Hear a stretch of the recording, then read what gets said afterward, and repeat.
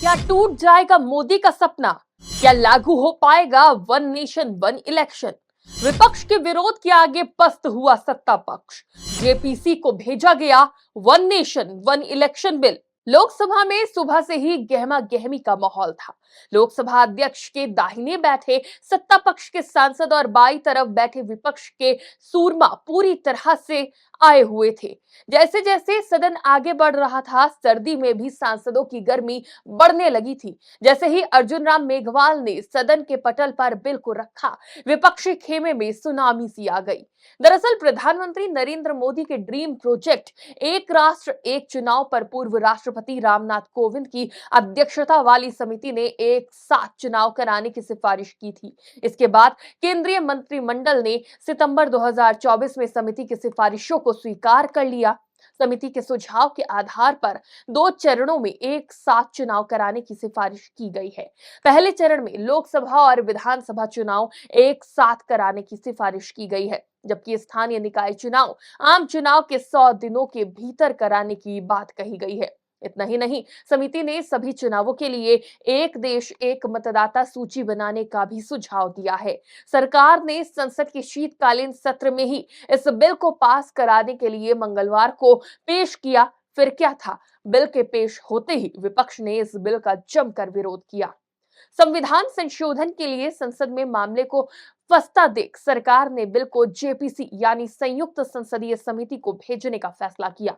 सत्ता पक्ष और विपक्ष में घमासान की वजह से एक देश एक चुनाव बिल भी वक्फ संशोधन बिल की तरह जेपीसी के पास जा रहा है। आगे बढ़ने से पहले एक बार ये भी बता दे कि संसद में किन पार्टियों ने इस बिल में समर्थन और किन पार्टियों ने बिल का विरोध किया है। एक राष्ट्र एक चुनाव के समर्थन में दल बीजेपी, एनपीपी, एआईडीएमके, एजेएसयू, अपना दल, Assam Gana Parishad, Biju Janata Dal, JDU, LJP R, MNF, NDPP, SAD, UPPL, PMK, RPIA, TMCM, RLJD, UKVP, Bharatiya Samaj Party, GNLF, HAM, Shivsena, NCP, Ajit Pawar, DPAP, SKM, IMKM, IPFT, JSS, RLJSP, MGP, Nishad Party, YSR Congress. एक राष्ट्र एक चुनाव के विपक्ष में दल Congress, Aam Aadmi Party, Samajwadi Party, TMC, CPI ML, AIUDF, AIMIM, DMK, CPI, NPF, VCK, MDMK, CPIM यानी 32 राजनीतिक दल इस बिल का समर्थन कर रहे हैं, जबकि महज 15 दल इसका विरोध कर रहे हैं।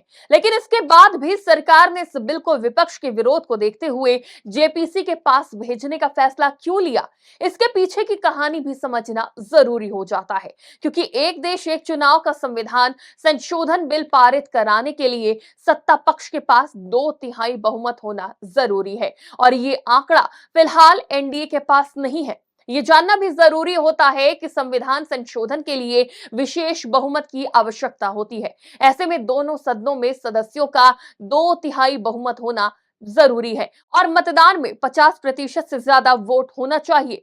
जबकि एनडीए की मुश्किल ये है कि इंडिया गठबंधन के सभी दल एक देश एक चुनाव के खिलाफ है और उनमें अभी तक सरकार सेंध लगा पाने में सफल नहीं हो पाई है।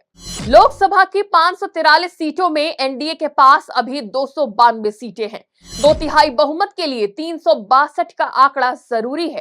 राज्यसभा की 245 सीटों में एनडीए के पास अभी 112 सीटें हैं और 6 मनोनीत सांसदों का भी उसे समर्थन है। विपक्ष के पास 85 सीटें हैं। राज्यसभा में 2/3 बहुमत के लिए 164 सीटें जरूरी हैं। आंकड़ों से साफ होता है कि एक देश एक चुनाव लागू करने के लिए सरकार को आम राय बनानी ही पड़ेगी और बिना विपक्ष को भरोसे में लिए ये संभव नहीं है। देखते हैं जेपीसी में जाने के बाद एक देश एक चुनाव कब तक लौट कर आ पाता है या वक्फ बिल की तरह नेताओं के मकर जाल में उलझ कर रह जाता है। फिलहाल के लिए इतना ही। देश और दुनिया की तमाम खबरों के लिए देखते रहिए आज की खबर।